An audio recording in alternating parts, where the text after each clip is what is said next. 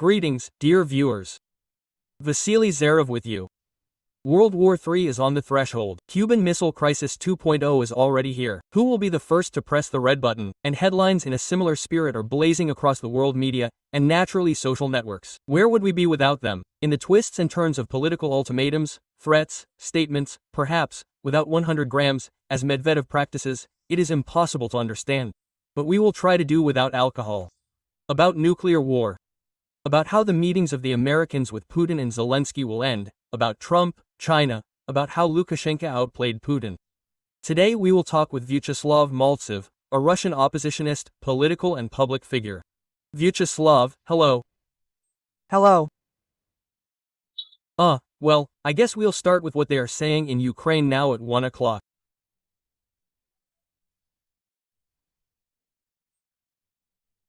Trump, it seems that he is a little confused about the visit to Ikov in Russia. He promised that this visit would take place last weekend, but now it has been postponed to August 6th and 7th. And the deputy head of the U.S. delegation to the UN claims that since yesterday, Ikov is already in Moscow.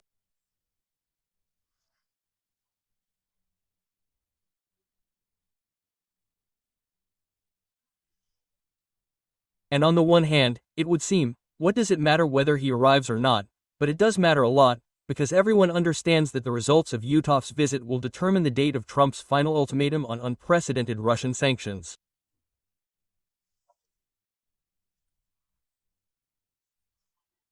Well, Peskov said, by the way, that the Kremlin does not rule out the possibility of a meeting between Ikov and Putin. And at the same time, it is reported that the special representative of the U.S. President, Clark, will visit Kyiv in the coming days, and this will happen in parallel with Ikov's visit to Moscow.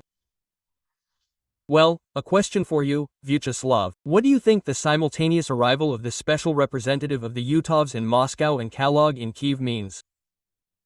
Is this an attempt to exert some kind of synchronous pressure on both sides or preparation for some kind of, major diplomatic breakthrough? Well, let's start with the fact that Trump probably hasn't read Pushkin and Pope, his employee's Balda's fairy tale.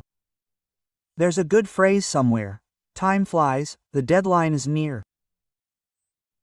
Trump himself named the deadline of August 8th, an absolutely hopeless deadline, as you understand, right? And for Trump it means sending his Chaldeans, negotiators, to Kyiv and Moscow.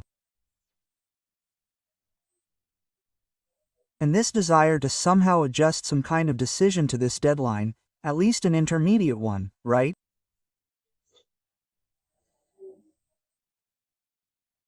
But Putin has a completely different task, and he is ready to meet with anyone, no matter who Trump sends. He will meet with Utah and tell him something like the following, that he is ready to conclude a truce in anything.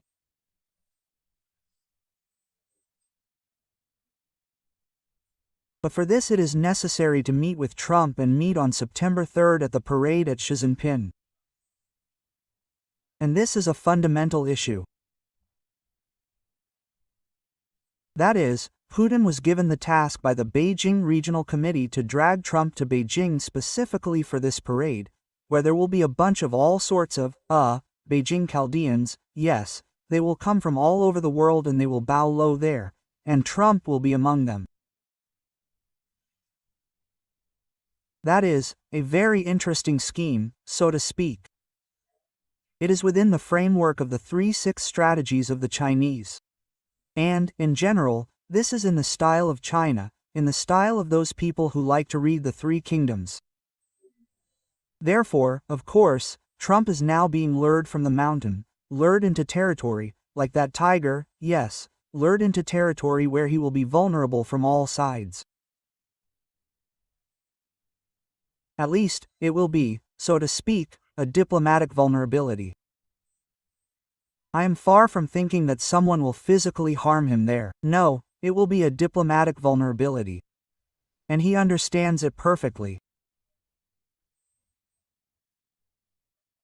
That is, you saw, he came to meet with the Prime Minister, in Britain and with Ursula von der Leyen, but he came to his estate in Scotland and held a press conference on a golf course.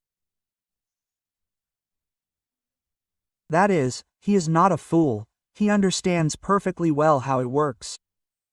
And here, in general, they lure him with such a tasty morsel. That is, he wants the Nobel Prize. They tell him, well, come, we will agree, there will be no war, only you come to Beijing on September 3rd and you will be there as one of the Chaldeans of the Chinese emperor. This is very cool, noticeable. Besides everything else, you noticed about the nuclear rhetoric that suddenly arose. Well, it did not suddenly arise. All those people who speak about the use of nuclear weapons, be it Medvedev or Trump, they all grew up with it. Especially Trump, yes, he was already quite a mature person during the Cold War. And Medvedev too, I must say, was already quite an adult at that time.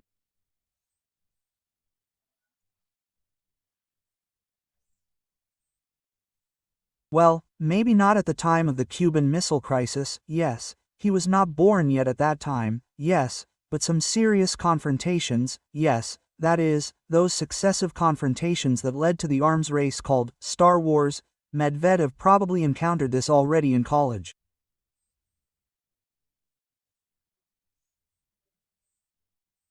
That is, he already understood perfectly well how it works. Therefore, for them, this is ordinary rhetoric. They got used to this in childhood, in their youth.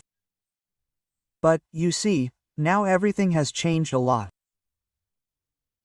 And irresponsible statements, they suddenly find a very harsh response in the modern world. That is, we know that hackers attacked the submarine Prince Pozarsky, right? That is, a nuclear submarine, belongs to the nuclear triad, armed with, missiles with nuclear warheads.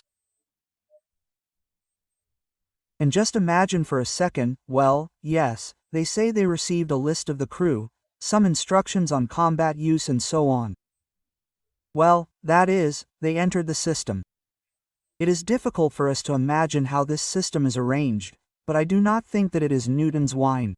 Everything there is probably very simple. And on Chinese hardware, on Chinese spare parts, and the software, probably, from this, Russian company, I forgot how it is, which is a famous manufacturer of microchips, Baikal. No, these microchips are 100% Chinese. The hardware is all 100% Chinese. But, the software, of course, from some Moscow firms and also, probably, not everything there is very serious. Well, at least everything can be hacked, opened and so on. And so today, maybe the world didn't pay attention to it, but there was confirmation of what many, well, including us, were talking about, that Skynet will not be artificial intelligence, it will not have time to mature before that.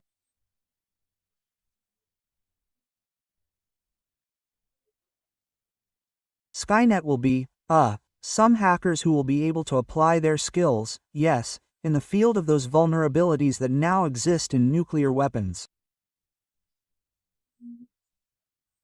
Why did these vulnerabilities arise? Because a lot has not changed for, I don't know, decades. That is, for the Americans it was a revelation that the hardware and software in the Minute 3 missiles was from the 90s. Just recently this was suddenly discovered, they started flapping their wings, saying, how is that possible? Anyone can get in, and figure it out on their fingers, basically. Not just with some powerful, cutting-edge computers, but just an ordinary hacker who has some home computer there. Well, actually, why did all this happen? Because such hacks started. That is, people started hacking just for fun. Therefore, now I fully admit that some kind of nuclear attack could happen because of the idiocy of Putin's people or someone else.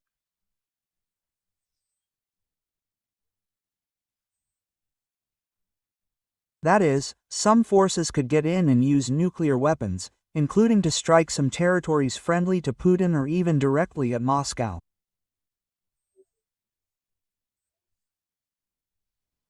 I don't know how, the redistribution of targets actually happens, right? That is, if it's like before, well, then they probably won't be able to do it, yes, but now we know that very serious changes have occurred, especially in the system called the perimeter, which frightened Medvedev. Yes, remember, Yes, it is a dead hand, they call it in the West. Yes. And here comes the following question. There's another system integrated into this system, which is called Kozbek. And in the Kozbek system there is a well-known gadget, which is called a suitcase, yes, there conditionally, with a red button. And in the Kremlin it is called the Chijit system.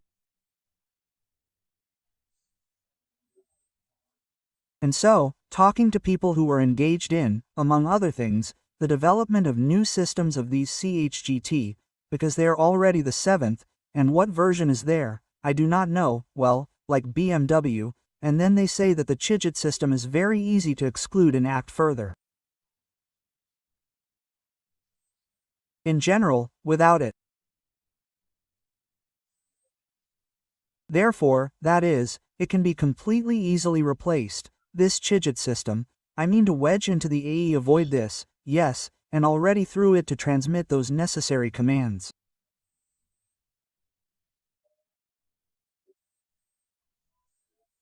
Moreover, you understand that when people like Putin perceive that there is some kind of code, yes, some very protected, in which has a lot of numbers, a lot of words and letters, yeah, well, actually, it doesn't mean anything for modern computer systems, which can easily crack any passwords, from Bitcoin, yeah, without any problems at all. And then suddenly some system from the times of Leonid Ilyich Brezhnev. Maybe at that time it was serious, but now, I think, it's not serious at all. If someone finds a back door, then what's the main problem? To find a back door, and now Putin's people know about it, that is, they got scared. Previously, the system worked, including in connection with, so to speak, radio communications. That is, they could transmit radio signals, so commands for command missiles that fly and unlock the entire system. Yeah, that's it. But even under Brezhnev, they encountered the fact that this is very bad, because in the event of a nuclear war, some kind of malfunction, yeah, an electromagnetic pulse can simply, stop radio transmissions for many hours. And that's why Putin's people are now dragging fiber optics. That is, they decided that it is absolutely safe and to many, well, or maximally safe and to many objects. I do not know whether the Ukrainian side knows that they are dragging fiber optics to many objects of the 12th Directorate of the Ministry of Defense, that is, those who are engaged in the storage of nuclear weapons, well as to the Strategic Missile Forces divisions and other nuclear systems. And, as you understand, if someone is found, and he will certainly be found, who can enter this system through the back door, then controlling this system, well, at least the command to launch will be completely elementary.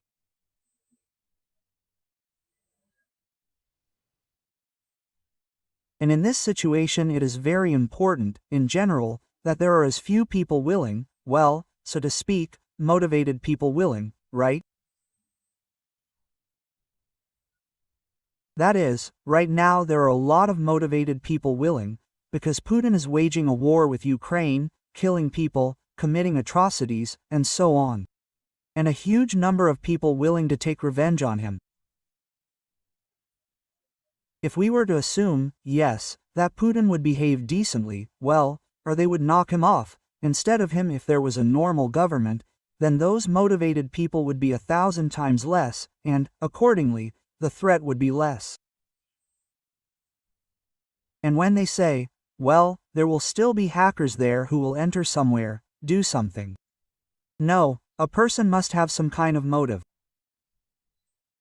Even if it is a hooligan motive, it is still more often realized against those whom you do not like, and not those whom you respect.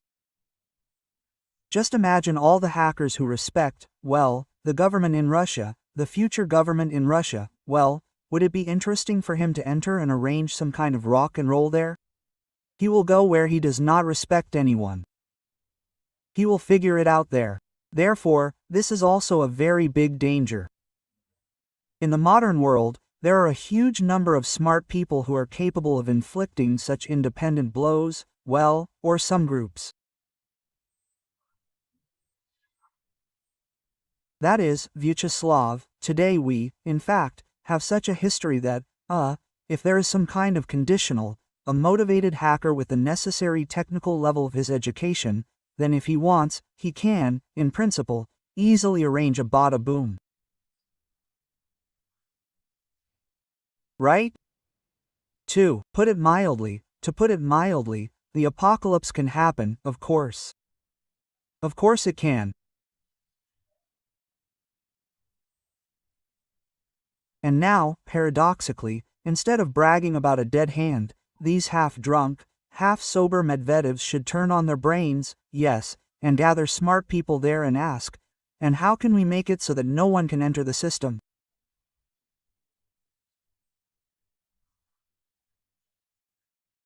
And so that this system would hold up not at the expense of, this dead hand, yes, and computer technologies, but at the expense of people, and here a very big problem arises. People may not respond. Well, imagine, some people are sitting there in missile silos. They have to launch these missiles. They see who Putin is, who Medvedev is, and so on. Will they act on their commands? Most likely, no. And Putin's people understand this perfectly well. That's why they are trying to make this system fully automatic. Well, imagine, a missile silo with two people sitting inside it, screwed into 150 million locks. They have two keys. One has a hole for the key, a keyhole, at one end. Of this room, and the other has it at the other end. They have nothing to do with it. To launch a missile, you have to insert this key and turn it at the same time. They are conducting an exercise. The main exercise these people have is for this to happen simultaneously, so that there are no mistakes there for a split second. If suddenly a mistake is made, then you have to do everything from scratch, right? That is, reset this program, combine everything there again and launch it again. That's the main thing they have, like exercises. Just imagine, two people are sitting there, and one of them suddenly says, no, I don't want to launch missiles there at America, say, or at Ukraine or somewhere else. And what can you do with him? You can't do anything with him, because the room is locked. There are two of them, two keys. You have to make a decision instantly, and he doesn't want to make such a decision. That's it. That's why now we see that they were very concerned about this.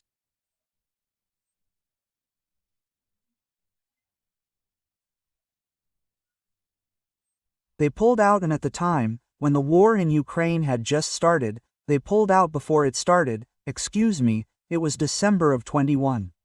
Putin replaced a huge number of servicemen, whom they considered unmotivated to strike there at the corrupt West and so on, and replaced them with those who were already retired.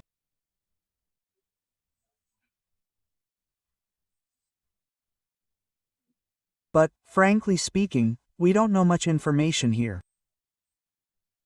We know that these are people in military uniform without insignia.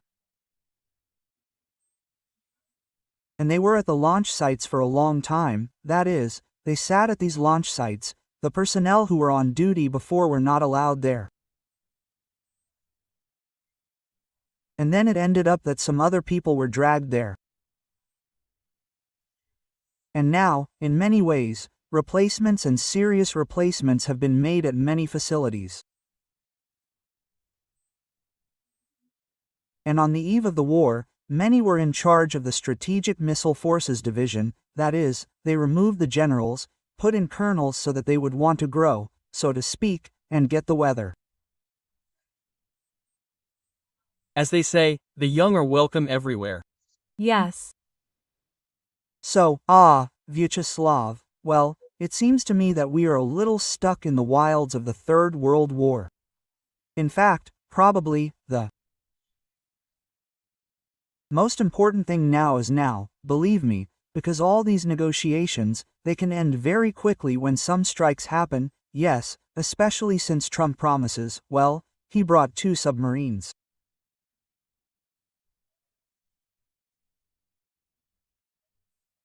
Of course, they do not solve any problems except political ones, yes, but in any case, the more, so to speak, nuclear weapons are on high alert, the more likely they will be used.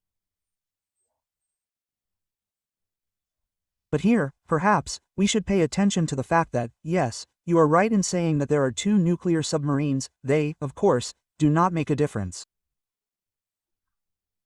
But nevertheless, it is worth noting here that, the rhetoric itself, that is, this is not a military statement, it is rather a political statement, yes, and it turns out that, let's say, Biden did not allow himself to make such statements. And I get the impression that, remember, Putin and his gang, constantly threatened with this nuclear club. And, in fact, this largely restrained Western military assistance, Western financing, and so on. And here it seems that Trump has entered the Kremlin's territory, and Trump, in fact, is doing approximately the same thing. He is supposedly waving this nuclear baton there. Oh, and it seems to me that the Kremlin was a little puzzled, let's say. How do you assess this rhetoric of Trump, which is not typical of American presidents? Well, and, strictly speaking, even if there is some kind of redeployment of weapons, then, in principle, it is usually not accepted in the Pentagon, yes, to say that we are redeploying some weapons there. Is this from Trump? Some kind of intimidation strategy, or how should this be assessed? No, this is a diplomatic act. And this is connected with his meeting with representatives of the European Union. That is, they completely agreed to his conditions. He is demonstrating to them, therefore, the appearance of the protection of the European Union by the Americans. But they are ready to buy weapons from him. I mean, they are ready to invest from the United States. I honestly don't understand why, because they could invest in their own industry, the military industry, create new models, they don't need the Americans at all, they are going their own way. This is an expensive path and the path of a superpower in terms of weapons. And Europe needs to go in this sense, of course, it is more powerful than Turkey, but it needs to go this way. Create mass weapons, create effective weapons, create cheap and modern weapons. And this will be very important. Therefore, Trump is thus, in general, showing Europe that he will protect them there, which I seriously doubt. But and it is clear that this is a very well practiced, operation. Note that Ursula von der Leyen and the European, Kala Kala and other representatives of the European Union, the leadership of the European Union, went to China, and were essentially turned away there. It was very profitable for China to negotiate with them, but China did not negotiate with them. Why?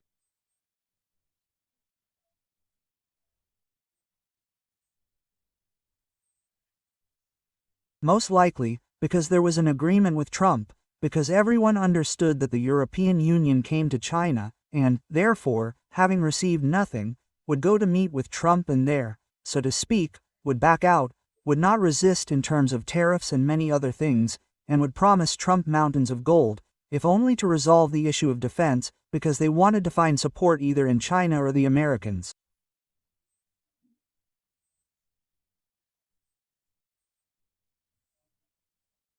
I say, I still do not understand why, because Europe is self-sufficient and very strong. It simply does not understand how strong it is in the modern world. That's it. And in this situation, of course, Trump walks like Gogol, but he earned more than $1 trillion there. Well, true, in the long term, yes, he will receive more than $1 trillion from Europe. Yes, he is again a leader, as he himself believes. In fact, nothing of the sort. And China seemed to have caved in and worked in his interests. But in fact, China doesn't give a damn. The main thing for him now is to drag Trump onto his territory, to show the whole world that Trump is running to China and solving all the issues through China. And when Trump meets with Putin in China, and Xi Jinping will be, so to speak, a roof, all this will be under the auspices of Xi Jinping, then it will look like Russia has quarreled with America, and China is reconciling them. Actually, that is how it will be. It will not just look that way, that is how it will be.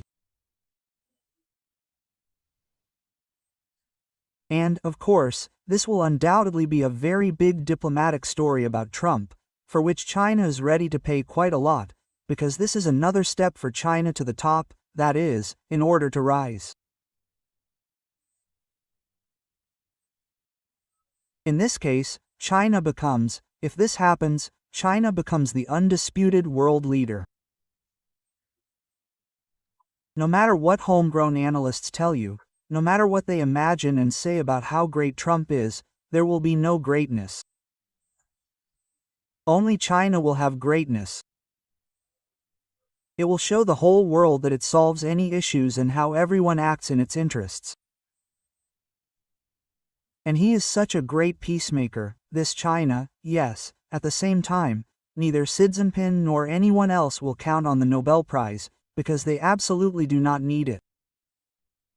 I think that if someone were to put forward Xi Jinping for the Nobel Prize now, it would be like a slap in the face. We need to think about this option. Ask someone to send a request from someone to the Nobel Committee for the Nobel Prize for Xi Jinping, because it would be even better if he received it, because it would be a terrible humiliation for the Chinese leader. And against the background of these conversations about the Third World War, the tension of the measure is growing and conversations about the Third World War are becoming more and more frequent. This is also facilitated by the statements of politicians, military personnel and experts. And here, probably, taking into account what you are saying, Europe itself does not understand how strong it is. We should pay attention to the increasingly frequent voices of European leaders or military personnel. For example, Polish Prime Minister Tusk, citing British intelligence, predicts that Russia will be ready to attack the EU in 2027, while the Chief of the General Staff of France says 2030. That is, as if, Europe, seems to have already resigned itself to the fact that Russia, must attack and is trying, to do something about it. But it seems that, as you say, it does not know how strong it is. It seems that it does not yet understand what needs to be done about it. What do you think? Where is that red line? Why a red line? Because the Russian leadership has repeatedly stated about red lines, right? Which, is somewhere a red line that neither Russia nor NATO is ready to cross in a Russian-Ukrainian war. And what, in your opinion, could be the reason for crossing it? That is, I am getting to the point of whether Russia will invade Europe or not, and if it does, what is needed for that? For it to do so, or how can it be avoided? Well, first of all, let's start with the fact that when there is a war, there are no red lines. People who are waging a war, they think about the effectiveness of this or that strategy, this or that tactic. Nothing more. From the point of view of whether Russia will crawl into Europe, of course, it will crawl 100%. Putin perceives the Baltic states as his property, right?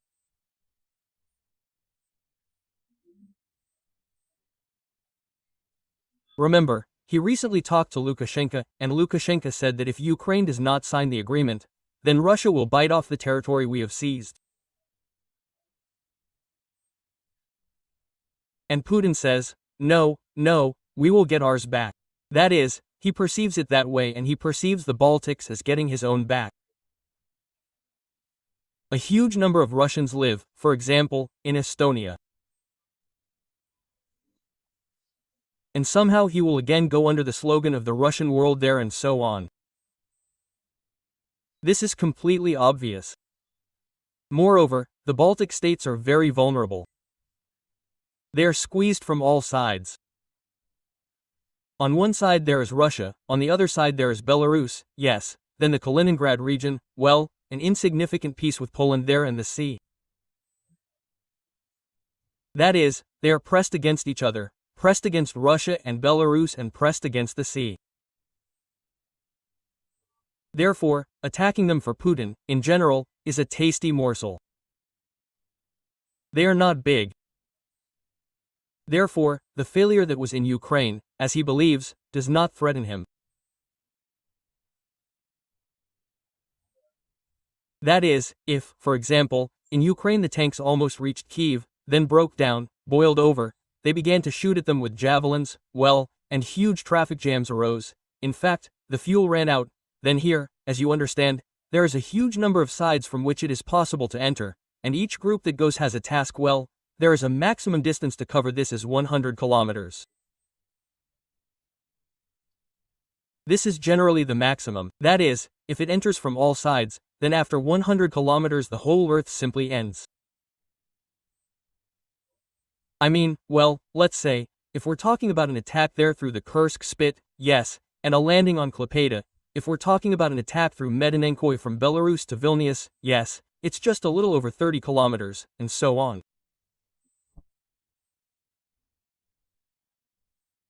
That is, the Kaliningrad region, Belarus, Russia, and so on. It turns out that the Baltics are completely squeezed into the Baltic countries.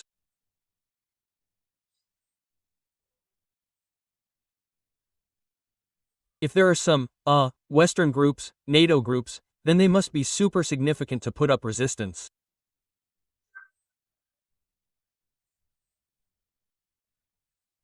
And a very important situation is America's support. We don't know what Vitkov will talk about with Putin.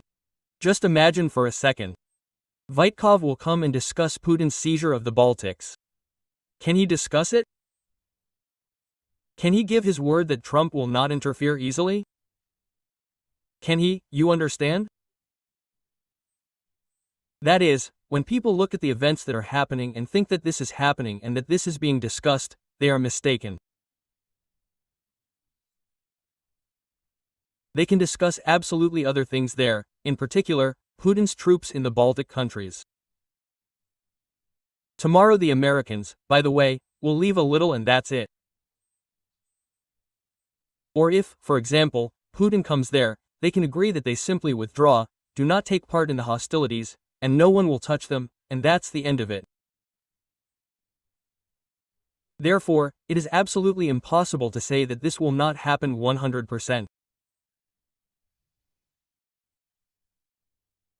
Therefore, I think that it is worth, for the Europeans to consider Macron's proposal regarding European security. The Germans should arm themselves with nuclear weapons as soon as possible. That is, it will be a certain protection.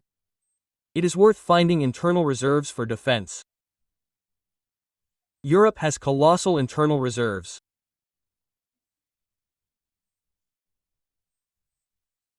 And I think that it is worth introducing a significant contingent into the Baltic countries and somehow agreeing with Poland, because Poland's role with the new president should be clear.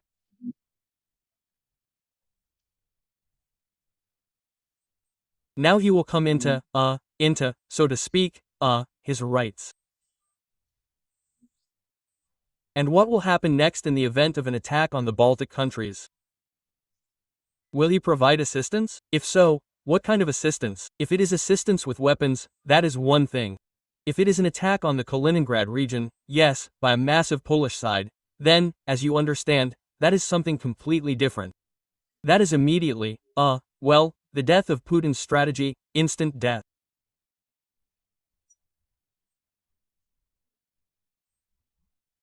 That is, if Putin attacks the Baltic countries and gets an approach from Poland, yes. Poland attacks in all directions, yes. That is, it turns out that it blocks the entrance to the port of Kaliningrad from 3 sides of the Kaliningrad region and also from the Baltic Spit, yes, that's it, the whole war ends instantly.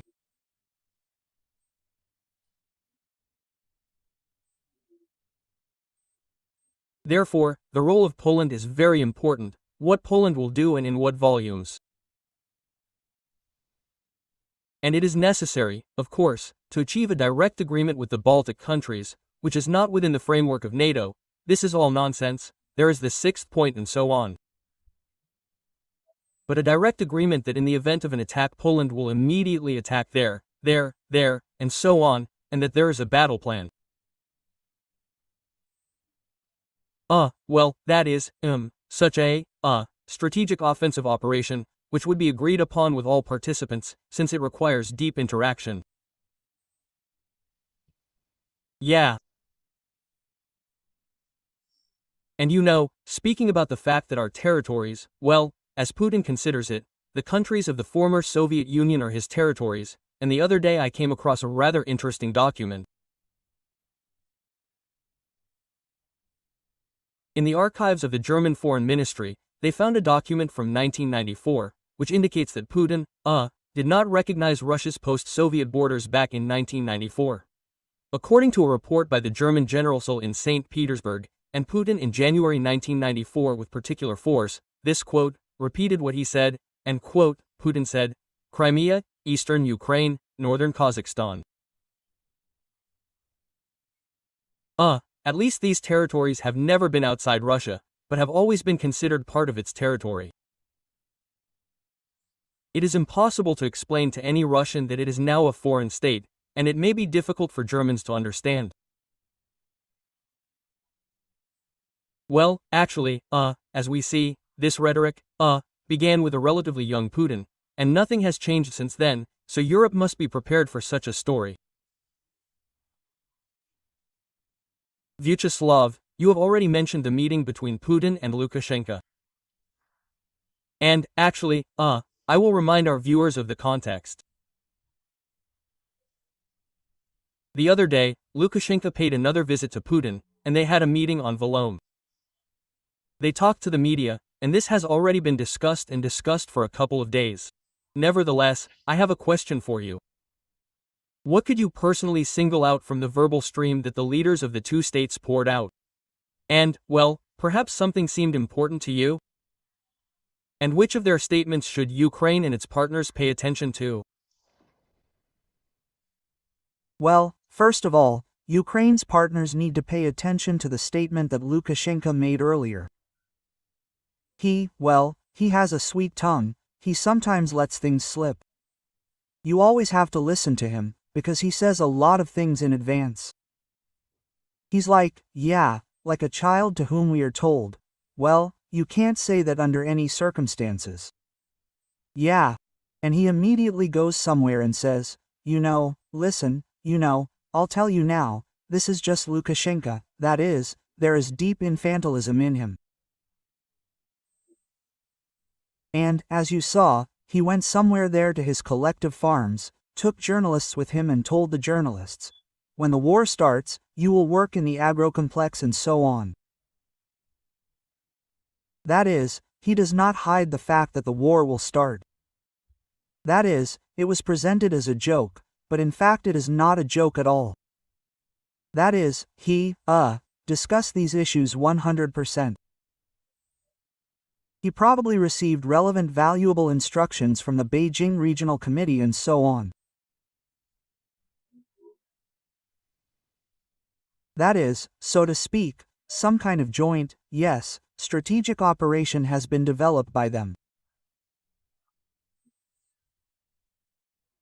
Whether it will be implemented or not, I do not know, but they expect that it will be implemented and, most likely, soon. That's it. Because, well, it is unlikely that he remembered about the war and about working in the agro complex for his journalists. When Putin met with Lukashenko, well, Lukashenko also said a lot, that is, he showed his true attitude to Putin's attack on Ukraine.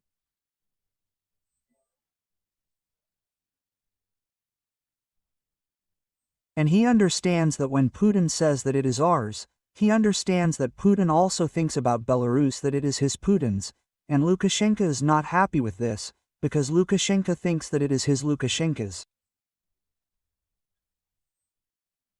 That is why they have such a big contradiction.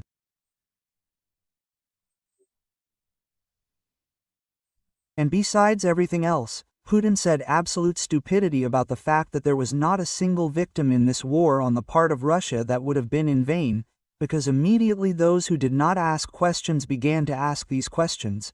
And what is this?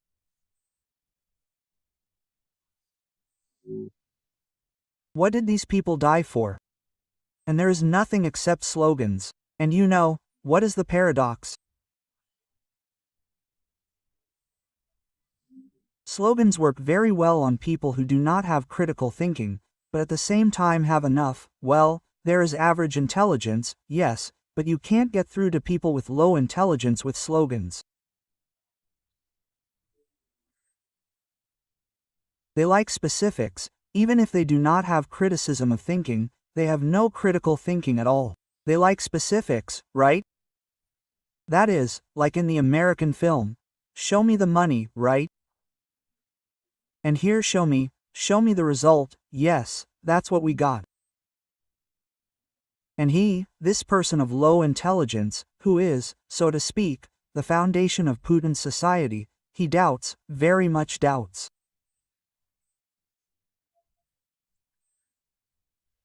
And you see, in this VTSOM itself there is a public opinion fund, conducted, a survey, a telephone survey about support for actions and so on.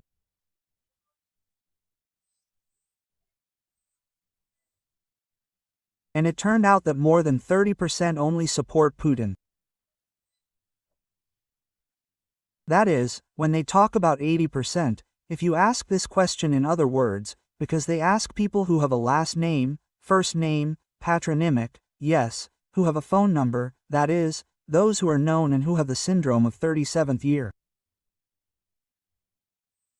And only 30% of these people said that they support this horror that Putin is bringing. The rest refuse this. And this is Putin's public opinion fund, which carries out the order and acts on the Kremlin's money. Can you imagine? That is, this is a Kremlin organization, and it suddenly says that Putin's decisions are supported by no more than 30%.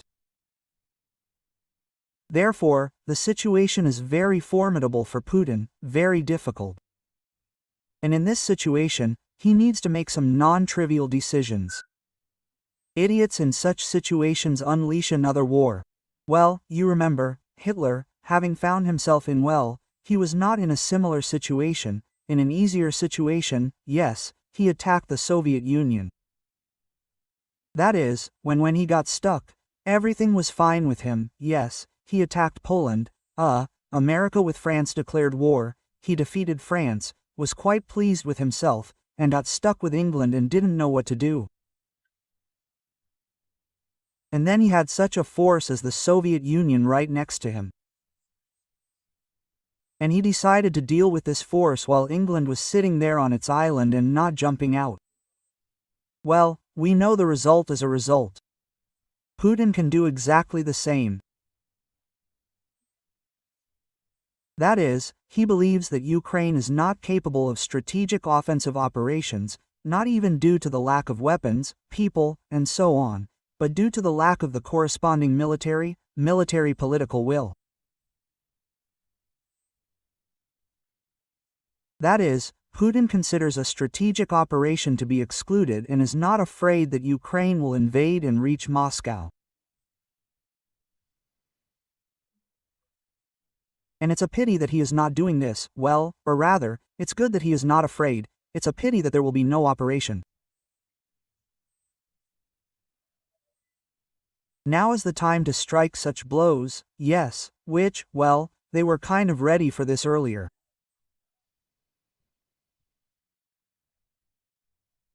Everything was ready for this in order to enter Moscow through the Bryansk region, because that there was no one there, no forces.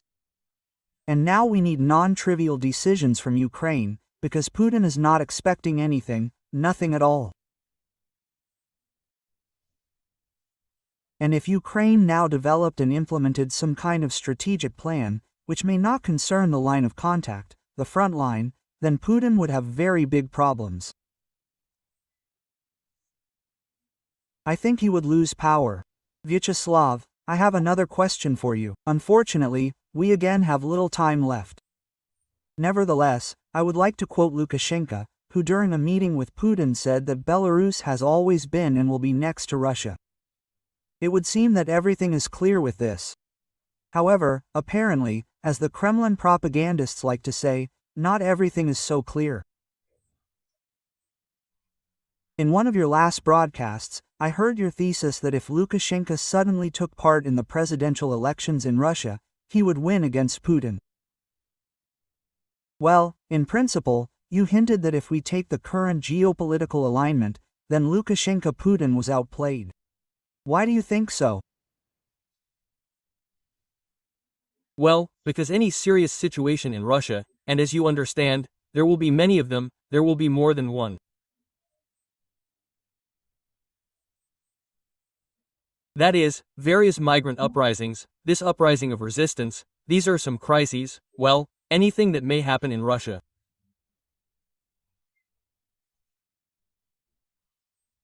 The most serious, detached force is Lukashenko and his army. That is, there is no other force. Firstly, he is a political leader, unlike the commanders of the Russian troops. Someone will say that Putin has a much larger army. Firstly, it is motley, and secondly, well, it is absolutely morally corrupt.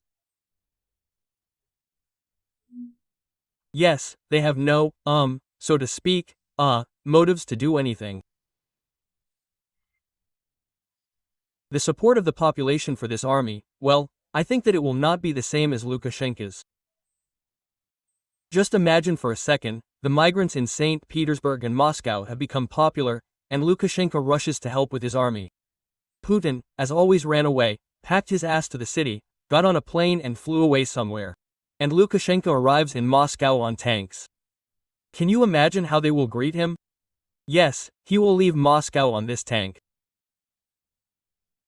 I think that he will not go anywhere, that they will bring him a suitcase, bow at his feet, say, "Here is your suitcase, O king." Yes, all the FSO officers, all the FSB officers and others will come running, they will be immune to bowing. All the governors and other comrades, and China sanctions this business 100%.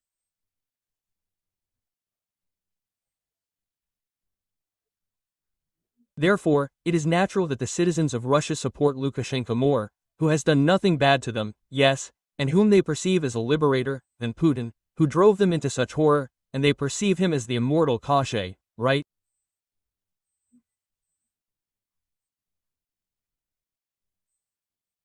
That is, in any case, yes, they perceive him as a czar, but as such a nasty czar from a fairy tale, yes, such an evil czar. Therefore, of course, they want to get rid of him and get a good czar. Lukashenko in their understanding is a good czar. When you weigh it up like that, then 99% will support Lukashenko.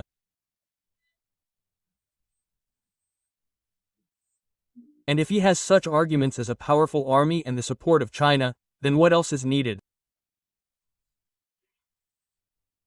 That is, all you need is a pretext. Right now, all you need is a pretext for Putin to get scared and run away. I don't understand why Lukashenko didn't make such an attempt when he was going downhill. That is, Lukashenko should have rushed to save Moscow. He should have rushed, brought his troops into Moscow, and then you would have come to an agreement with Prigozhin in a second, without any problems at all. And that's it. Putin would have been tried by now, yes, there would have been no war. And, well, in Russia, of course, there would have been horror. Of course, but who knows, maybe. We could also somehow intervene in this situation. Vyacheslav, thank you very much. I remind our viewers that the Russian oppositionist, political public figure Vyacheslav Maltsev was with us. And I remind you, dear viewers, don't forget to like, comment and subscribe to our channel. See you, take care of yourself and your loved ones.